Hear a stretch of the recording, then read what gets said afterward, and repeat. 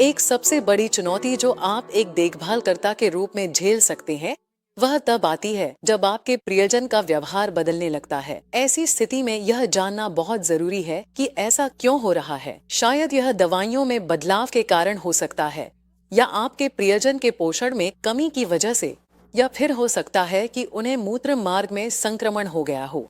हाँ, बहुत से लोग नहीं जानते कि मूत्र मार्ग का संक्रमण भी भ्रम, चिड़चिड़ापन और अवसाद जैसी गंभीर लगने वाली स्थितियों को ट्रिगर कर सकता है। लेकिन अपने प्रियजन के व्यवहार में बदलाव के कारणों पर कोई निष्कर्ष निकालने से पहले यह जरूरी है कि आप अन्य संभावित छिपी हुई स्थितियों को भी बाहर कर दें, क्योंकि हर एक के लिए अलग अलग इलाज की जरूरत होती है। अगर आपको शक है कि आपके प्रियजन को अल्जाइमर या कोई और याददाश्त से जुड़ा विकार हो सकता है, तो आप दोनों को तुरंत समझना चाहिए कि आप किस स्थिति का सामना कर रही हैं। जितनी जल्दी आपके प्रियजन की पूरी तरह से जांच और सही निदान हो जाएगा, लक्षणों को संभालना उतना ही आसान होगा। आप कैसे पहचान सकते हैं कि आपके प्रियजन को हल्की से मध्यम याददाश्त की समस्या है?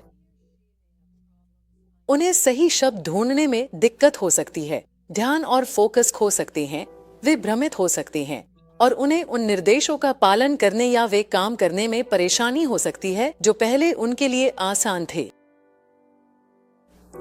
जब डिमेंशिया और बढ़ जाता है, तो आपके प्रियजन अपनी सामाजिक क्षमताएं खो सकते हैं, भटकने लग सकते हैं, अनुचित व्यवहार दिखा सकते हैं, और उन्हें भ्रम या मतिभ्रम भी हो सकते हैं। याद रखें कि ये सभी लक्षण हर डिमेंशिया से पीड़ित व्यक्ति में नहीं होते, लेकिन ये सभी संभव हैं, और ये आपके साथ साथ आपके प्रियजन के लिए भी निराशा और अवसाद का कारण बन सकते हैं। और सबसे महत्वपूर्ण बात, याद रखें कि आपके प्रियजन के व्यवहार में जो बदलाव आ रहे हैं, वे उनकी गलती नहीं है, और गुस्सा या झुंझलाहट दिखाने से कोई फायदा नहीं होगा। इसके बजाय इन मुश्किल व्यवहारों का सामना कोमलता और धैर्य के साथ करें। चाचा जिमी, क्या आप मिठाई खाना चाहेंगे? हाँ, मैं चाहूंगा। सुनिश्चित करें कि आपके प्रियजन सबसे शांत वातावरण में हो, उन्हें पर्याप्त पोषण और पीने के लिए पर्याप्त पानी मिल रहा हो, और किसी न किसी रूप में व्यायाम भी कर रहे हों।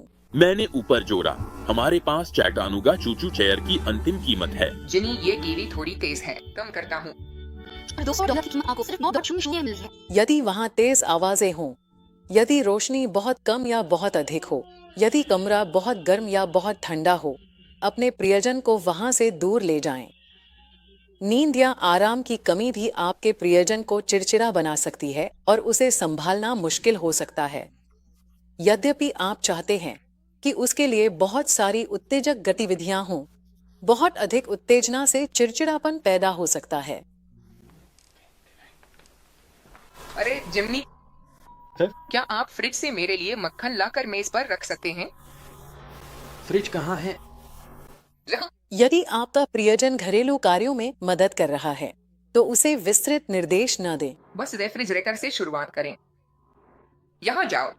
सरल भाषा में समझाएं और उसे एक समय में एक ही कार्य करने को कहें। बायां हैंडल अपने सिर के ऊपर उठा। चीजों को और आसान बनाने के लिए जब आप अपने प्रियजन के लिए कपड़े निकालें, तो उन्हें उसी क्रम में रखें जिसमें वे पहने जाएंगे। कुछ डिमेंशिया से पीड़ित लोगों में देर दोपहर या शाम के समय व्यवहार में अधिक तीव्र बदलाव देखने को मिलते हैं। इस घटना को सनडाउनिंग कहा जाता है। हमें ठीक ठीक नहीं पता कि यह क्यों होता है, लेकिन ऐसा लगता है कि यह थकान या दिन के अंत में रोशनी और छाया में होने वाले बदलावों से जुड़ा है। सनडाउनिंग से निपटने के सबसे अच्छे तरीके हैं: अपने प्रियजन के कैफीन युक्त पेय सीमित करें, दिन में उन्हें भरपूर धूप और गतिविधि दे, शाम होते ही लाइट्स जला दे, दोपहर से शाम का बदलाव सहज बनाएं, और अपने प्रियजन को सोने से पहले हल्का नाश्ता दें। कुछ डिमेंशिया से पीड़ित लोग जो भ्रमित रहते हैं, वे भटकने लग सकते हैं। भटकना अक्सर किसी पुराने रूटीन को दोहराने या किसी खोई हुई चीज को ढूंढने की जरूरत से जुड़ा हो सकता है। अगर आपका प्रियजन बेचैन है, बोर हो रहा है या किसी अप्रिय स्थिति में है, तो उसमें उठकर कहीं जाने की इच्छा हो सकती है। जिमी, तुम कहाँ जा रहे हो? मैं रेस्टोरेंट और काम पर हूँ। भटकाव से निपटने के लिए अपने प्रियजन के लिए एक सुरक्षित जगह बनाएं जहां वह घूम सके, जैसे कोई खास कमरा या घिरा हुआ आंगन। अपने घर के कमरों पर लेबल लगाएं ताकि उन्हें आसानी से पहचाना जा सके और वहां दृश्य संकेत और आरामदायक चीजें रखें जिससे आपके प्रियजन को सुकून महसूस हो। अलार्म और ताले आपको चेतावनी दे सकते हैं अगर आपका प्रियजन बाहर जाने की कोशिश करता है, और अगर वह चला भी जाए तो ट्रैकिंग सिस्टम भी उपलब्ध है। अल्जाइमर एसोसिएशन का एक ID ज्वेलरी प्रोग्राम है जिसे सेफ रिटर्न कहा जाता है। यह एक लाइव 24 घंटे की त्वरित प्रतिक्रिया सेवा का हिस्सा है जिसमें विशेष कंगन का उपयोग करके भटकने वालों को ट्रैक किया जाता है। मान्यता और पुनर्निर्देशन दो विशेष रणनीतियां हैं जिन्हें पेशेवर लोग डिमेंशिया से पीड़ित लोगों के साथ व्यवहार करते समय अपनाते हैं और आप भी इनका उपयोग कर सकते हैं। मान्यता थेरेपी नाओमी फील के काम पर आधारित है, जो एक सोशल वर्कर थी और जिन्होंने बुजुर्ग क्लाइंट्स से संवाद करने के सफल तरीके विकसित किए। तुम्हारे पास क्या है, जिमी? बस कुछ केले के छिलके हैं।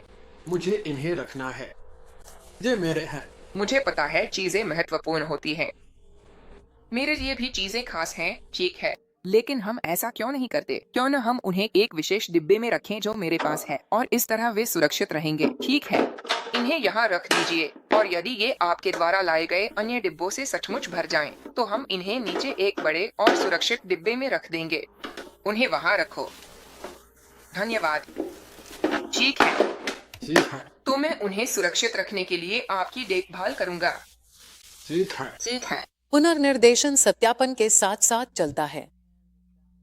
यह तनावपूर्ण स्थिति को स्वीकार्यता और गरिमा के साथ तथा बिना बहस किए शांत करने का एक और तरीका है। जिन्नी, तुम कब से रेस्तरां में काम कर रहे हो? क्या आप अभी भी वहाँ काम करते हैं? मुझे भी ऐसा ही लगा है। आपका काम बहुत अच्छा था। यकीन नहीं होता कि आप वहाँ 50 साल तक रहे। 50 वर्ष? 50 वर्ष? यह तो जीवन भर का समय है। हाँ, यही है। उम्मा, मुझे कुछ काम निपटाना है। मैं तुम्हें काम पर क्यों न ले जाऊं? क्या ये ठीक रहेगा? हमें पहले कुछ और काम करने हैं। ठीक है। तुम मुझे रेस्तरां की कहानियाँ सुना सकते हो। ठीक है। चलो चलते हैं। अगर आपके प्रियजन की डिमेंशिया और आगे बढ़ गई है तो आप उनकी बुद्धि पर अपील नहीं कर पाएंगे और किसी भी तरह का संवाद करना और भी चुनौतीपूर्ण हो जाएगा।